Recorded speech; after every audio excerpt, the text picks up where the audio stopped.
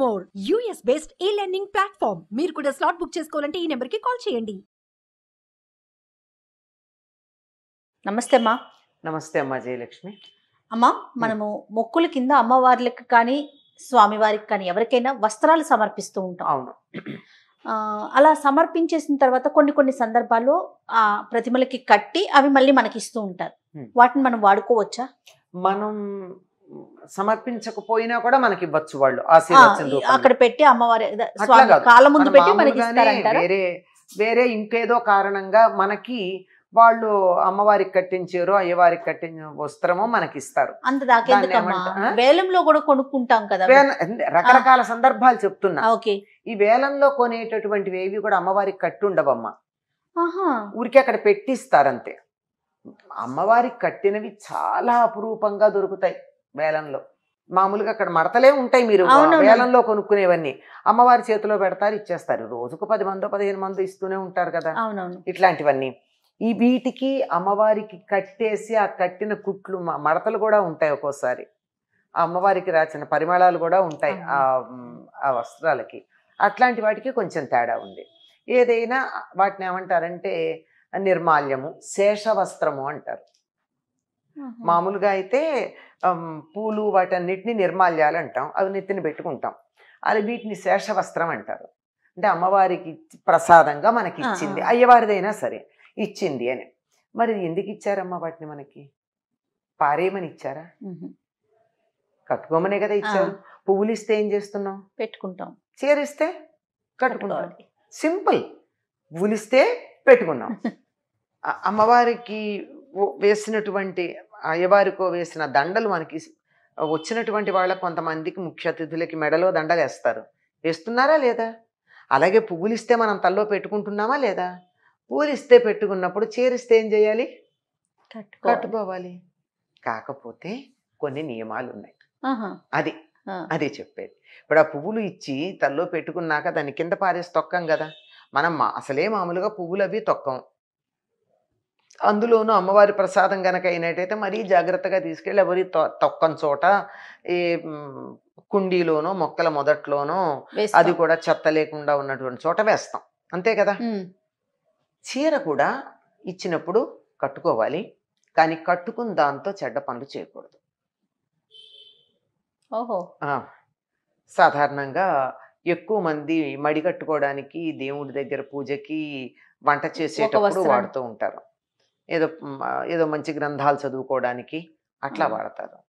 అలాగే ఆడవాళ్ళు గనక అయినట్టయితే ఆ నెలసరి సమయంలో అమ్మవారి చీర కట్టుకోకుండా ఉండడం మంచిది. అది కూడా అశుచిగా ఉంటారు కదా. ఆ అశుచిగా ఉన్నప్పుడు కట్టుకోకపోవడం, స్నానం చేయకుండా కట్టుకోవడం చేయకూడదు.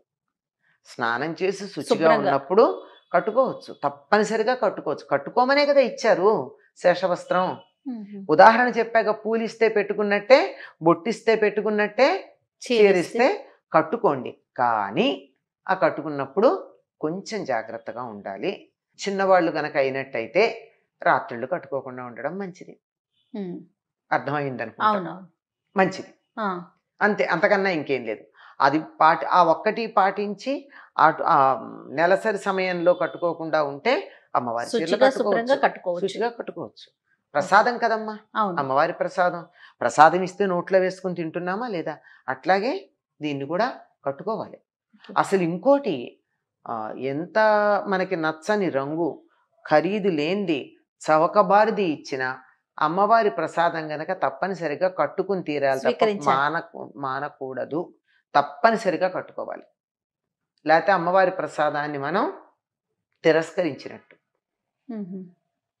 కట్టుకోవాలి. తర్వాత నిమ్మకాయలు కానీ దండ కానీ మనం దేవాలయాల నుంచి తెచ్చుకుంటూ ఉంటాం. ఈ నిమ్మకాయలు మళ్ళీ తీసుకెళ్లి పూజా మందిరంలో పెట్టుకోవచ్చమ్మా? వాటిని ఎలా వాడుకోవాలి? ఇప్పుడు ఆ నిమ్మకాయలు తెచ్చేది 2-3 రకాలుగా ఉంటాయి. మళ్ళీ అవి కూడా అంటే ఒక్కటి చెప్పడానికి ఉండదు, ఎన్ని ఇంప్లికేషన్స్ ఉంటాయో చూడండి. ఇప్పుడు శాకంబరి అవతారం వేసినప్పుడు అమ్మవారి మెడలో దండలుగా నిమ్మకాయ దండలు వేస్తారు. అటువంటి నిమ్మకాయ దండిస్తే హాయిగా తెచ్చుకున్న దాన్ని రసం చేసుకుని తాగొచ్చు, లేదా దేంట్లోన తినే పదార్థంలో ఆ రసం పిండుకోవచ్చు, తప్పనిసరిగా వాడుకోవచ్చు. అట్లా కాకుండా మనకేదో కావాలి అని మనం నిమ్మకాయలు ఇస్తే తీసుకుని వెళ్ళి వాళ్ళు దేవుడి దగ్గర పెట్టి మంత్రించి ఇచ్చారనుకోండి, అది దేవుడి దగ్గర పెట్టుకోవాలి.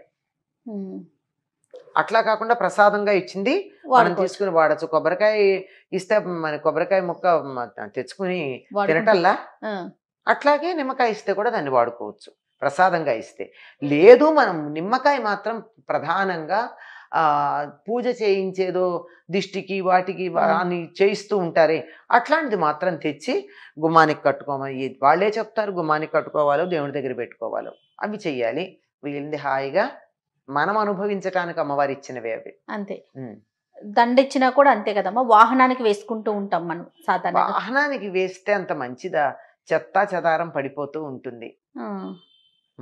గుమ్మానికి కట్టుకోవచ్చు, మన మెడలో వేసుకోవచ్చు. మళ్ళీ మనం వాహన- ఉంచుకోలేకపోతాం కదా. అది ఉంచుకోలేము, అదే అంటున్నాను. ఆ. అందుకని గుమ్మానికి కట్టండి. ఆ దండం గుమ్మం కూడా మహాలక్ష్మితో సమానమే కదా, ఉమ్, కట్టండి. బండి మీద కూడా చాలా మంది కార్లకు కూడా వేస్తుంటారు. అవును. కానీ ఏం జరుగుతుందంటే దానివల్ల వేసంకాలం పర్వాలేదుగా, వర్షాకాలంలో బురద పడి అది పడి ఇది పడుతూ ఉంటాయి. అట్లా లేని సమయంలో పర్వాలేదు, కానీ అది అంత మీ శ్రేయస్కరం ఉద్దేశం అయితే- కాదనిపిస్తుంది. ఆ. నాకైతే అంత శ్రేయస్కరం కాదనిపిస్తుంది. గుమ్మానికి అది వ్యక్తిగతం, నా వ్యక్తిగత అభిప్రాయం. ఓకే. తర్వాత నిమ్మకాయలు కానీ ఉమ్. దండ కానీ మనం ఉమ్. దేవాలయాల నుంచి తెచ్చుకుంటూ ఉంటాం. ఉమ్. ఈ నిమ్మకాయలు మళ్ళీ తీసుకెళ్లి పూజా మందిరంలో పెట్టుకోవచ్చమ్మా? వాటిని పెట్టుకోవచ్చు. ఎలా వాడుకోవాలి? ఇప్పుడు ఆ నిమ్మకాయలు తెచ్చేది 2-3 రకాలుగా ఉంటాయి. మళ్ళీ అవి కూడా ఆ, అంటే ఒక్కటి చెప్పడానికి ఉండదు, ఎన్ని ఇంప్లికేషన్స్ ఉంటాయో అవునవును. చూడండి. ఇప్పుడు శాకంబరి అవతారం వేసినప్పుడు అమ్మవారి మెడలో దండలుగా నిమ్మకాయ దండలు వేస్తారు. అటువంటి నిమ్మకాయ దండిస్తే హాయిగా తెచ్చుకున్న దాన్ని రసం చేసుకుని తాగొచ్చు, లేదా దేంట్లోన తినే పదార్థంలో ఆ రసం వేసుకోవచ్చు. పిండుకోవచ్చు, తప్పనిసరిగా వాడుకోవచ్చు. అట్లా కాకుండా మనకేదో కావాలి అని మనం నిమ్మకాయలు ఇస్తే తీసుకుని వెళ్ళి వాళ్ళు దేవుడి దగ్గర పెట్టి మంత్రించి ఇచ్చారనుకోండి, అది దేవుడి దగ్గర పెట్టుకోవాలి. ఉమ్, అట్లా కాకుండా ప్రసాదంగా ఇచ్చింది మనం వాడుకోవచ్చు. తీసుకుని వాడచ్చు. కొబ్బరికాయ ఇస్తే మన కొబ్బరికాయ ముక్క తెచ్చుకుని వాడుకుంటే- తినటల్లా, ఆ, అట్లాగే నిమ్మకాయ ఇస్తే కూడా దాన్ని వాడుకోవచ్చు ప్రసాదంగా ఇస్తే. లేదు మనం నిమ్మకాయ మాత్రం ప్రధానంగా పూజ చేయించేదో దిష్టికి వాటికి అని చేయిస్తూ ఉంటారే, అట్లాంటిది మాత్రం తెచ్చి గుమ్మానికి కట్టుకోమని వాళ్ళే చెప్తారు. గుమ్మానికి కట్టుకోవాలో దేవుడి దగ్గర పెట్టుకోవాలో అవి చెయ్యాలి. వీళ్ళది హాయిగా మనం అనుభవించటానికి అమ్మవారు ఇచ్చినవే అవి. అంతే. ఉమ్. దండ ఇచ్చినా కూడా అంతే కదమ్మా, వాహనానికి వేసుకుంటూ ఉంటాం మనం సాధారణంగా. వాహనానికి వేస్తే అంత మంచిదా?